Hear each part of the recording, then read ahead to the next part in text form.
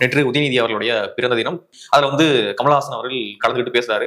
அப்பொழுது கண்ணை மூடிட்டு பார்க்கும்போது கமலஹாசன் பேசுறாரா இல்ல திமுக தொண்டன் யாராவது பேசிட்டு இருக்காங்களா அப்படின்ற அளவுக்கு டஃப் கொடுக்குற அளவுக்கு வந்து பேசிட்டு இருக்காரு. சோ இருட்டை பார்த்து பயப்பட வேண்டாம், உதயம் வரும், உதயநிதியும் வருவார், அவருக்கான பாராட்டு விழா நம்ம நடத்துவோம், அப்பொழுது இந்த அரங்கெல்லாம் பத்தாது அப்படின்னு சொல்லிட்டு லிட்டரலா ஒரு திமுக காரர் எப்படி பேசுவாரோ அதை தாண்டி வந்து கமலஹாசன் அவர்கள் ஸ்கோர் பண்ணிட்டு இருக்காரு அந்த மேடையில. சோ எப்படி பாக்குறீங்க உதயநிதி அவர்களுக்கு கமலஹாசன் அவர்கள் இந்த அளவுக்கு சப்போர்ட்டிவா பேசுறாரா அல்லது ஆதரவா எப்படி வேணா எடுத்துக்கலாம். சோ இந்த அளவுக்கு அவருக்கு அனுசரணையா பேச வேண்டிய அவசியம் என்ன? சோ இந்த ஸ்பீச் எப்படி பாக்குறீங்க?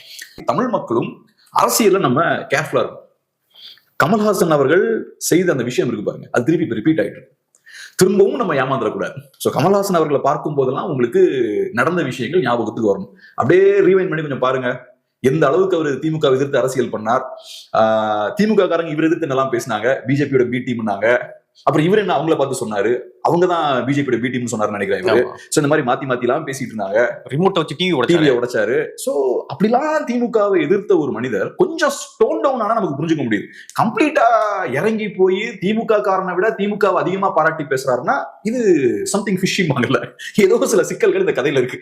சோ அதனால இதை நீங்க கேர்ஃபுல்லா பார்த்துக்கணும். இது மாதிரி திரும்பவும் நடந்துடக்கூடாது. சோ நீங்க திமுக எதிர்ப்புன்னு நம்பி அவருக்கு ஓட் போடுறீங்க, அவர் கம்ப்ளீட்டா திமுக எதிர்ப்பை தூக்கி போட்டுட்டு இந்த பக்கம் வந்து நிக்கிறாரு, திமுகவோடய வந்து நிக்கிறார். சோ திரும்பவும் இது நடந்துடக்கூடாது. இது திரும்பவும் நடக்கிறதுக்கான வாய்ப்பு இருக்கு. இப்ப ஏறக்குறைய அதே மாதிரி ஸ்கிரிப்ட் இப்ப போய்கிட்டு இருக்கு தமிழ்நாட்டுல. கமல் இப்ப பண்ண வேலையை விஜய்ன்ற ஒருத்தர் பண்ணிட்டு இருக்காரு. கமல் வந்து உங்களை ஞாபகப்படுத்துறதுக்கான ஒரு எலிமெண்ட் தான். நீங்களும் அவரை பார்க்கும் போதெல்லாம் அந்த பிளாஷ்பேக் எல்லாம் ஓட்டி பாருங்க, நெவர் அகைன் பாங்க. திரும்பவும் நம்ம ஏமாந்துடக்கூடாது. சோ அந்த புரிதல் வேணும், அது ரொம்ப அவசியம். இப்ப செகண்ட் முக்கியமான ஒரு கேள்வி கேட்டீங்க, கமல் அவர்களுக்கு என்ன தேவை, இவ்வளவு தூரம் இறங்கிற வேண்டிய தேவை என்ன? மக்கள் நீதி மய்யம் கட்சியை பொறுத்தவரை இந்த கட்சி ஒண்ணுமே இல்லை. சோ ஒரு தலைவரோட லெவரேஜா என்ன, ஒரு தலைவரோட ஸ்ட்ரென்த்தே அவர் கட்சியில இருந்தா வருது.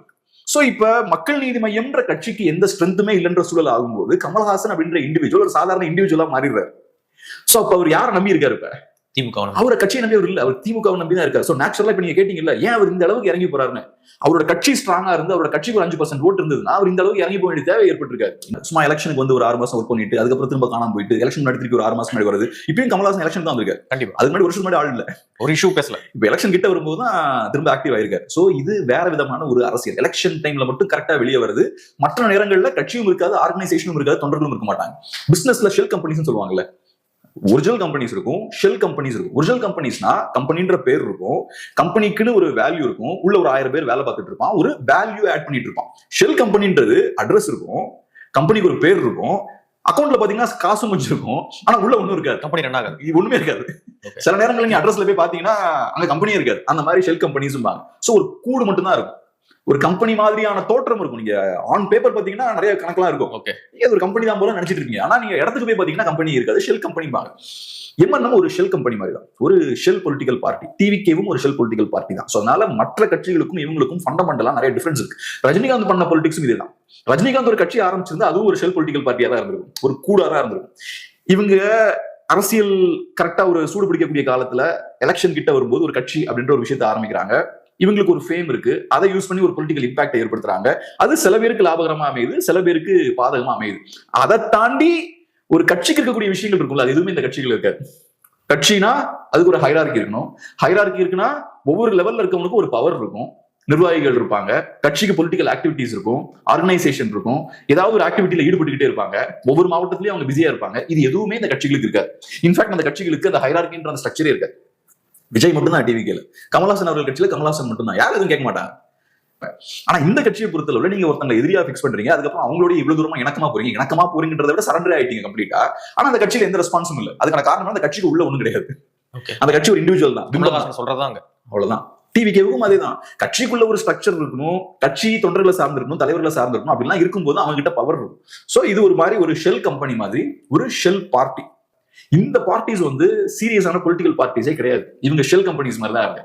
இவங்களோட ரோல் என்னன்னா ஒரு 2 எலெக்ஷனுக்கு இவங்களை யூஸ் பண்ணிட்டு அதுக்கப்புறம் தூக்கி போடுவாங்க. இவங்களோட தோற்றம் எங்க இருந்து வருதுன்னா இன்னைக்கு அரசியல்வாதிகள் கையில ஏகப்பட்ட பணம் இருக்கு. அதனால இந்த மாதிரியான ஷெல் கம்பெனிஸ் மாதிரி ஷெல் பார்ட்டிஸ் உருவாகிறதுக்கான ஒரு சூழலும் தமிழ்நாட்டுல இருக்கு. உலகம் முழுக்க பாத்தீங்கன்னா சினிமா இண்டஸ்ட்ரியை பொலிட்டிஷியன்ஸ் பெரிய லெவல்ல கண்ட்ரோல் பண்ணுவாங்க, அது எல்லா இடத்துலயுமே இருக்கும். ஆனா நம்ம எல்லாருக்குமே தெரியும் பொலிட்டிக்கல் கண்ட்ரோல் ஸ்ட்ராங்கா பிலிம் இண்டஸ்ட்ரியில இருக்கு. அதனால என்னைக்கும் இந்த சிஸ்டமோட பார்ட்டா இருக்கக்கூடிய ஒரு இண்டிவிஜுவல் நம்பி போறது பெரிய ரிஸ்க். ஏன்னா அவங்க இந்த சிஸ்டமோட பார்ட் அண்ட் பார்சல். கமல்ஹாசன் அவர்கள் 50 இயர்ஸ் அவர் இந்த சிஸ்டம்ல டிராவல் பண்ணிருக்காரு, 50ல கூட டிராவல் பண்ணிருக்காரு. அப்படி இருக்கும்போது திடீர்னு ஒரு நாள் ஒன் ஃபைன் மார்னிங் இது எல்லாத்தையும் நான் மாத்தணும்னு உங்களுக்கு அந்த எண்ணம் வராது. அதனாலதான் நான் எப்பவுமே சொல்றது ட்ராக் ரெக்கார்டை பாருங்க.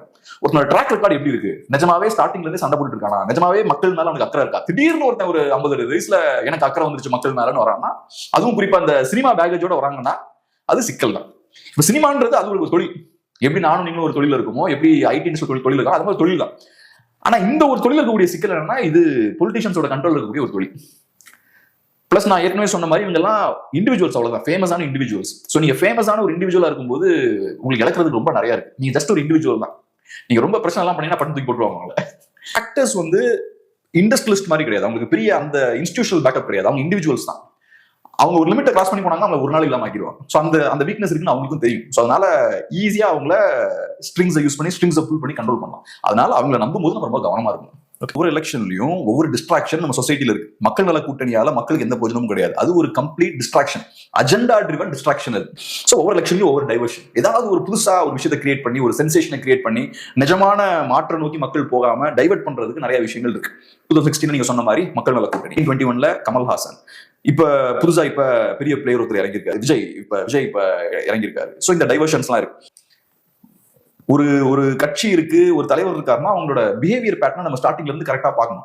அதுல சில ரிப்பீட்டேஷன்ஸ் இருந்துகிட்டே இருக்கும். சில விஷயங்கள் பாத்தீங்கன்னா ரிப்பீட் ஆகிட்டே இருக்கும். அது அந்த கட்சியோட தலைவரோட கேரக்டர், அது குணம் சார்ந்த விஷயம். சோ நீங்க அதை மாத்த முடியாது. இந்த கட்சிக்கு ஸ்டார்டிங்ல இருந்து அந்த கேரக்டர் இருக்கு. கிளியர் கட்டா டிஎம்கேயோட நலன்களை பாதுகாக்கக்கூடிய வேலையை தான் அவங்க பார்த்துட்டு இருக்காங்க.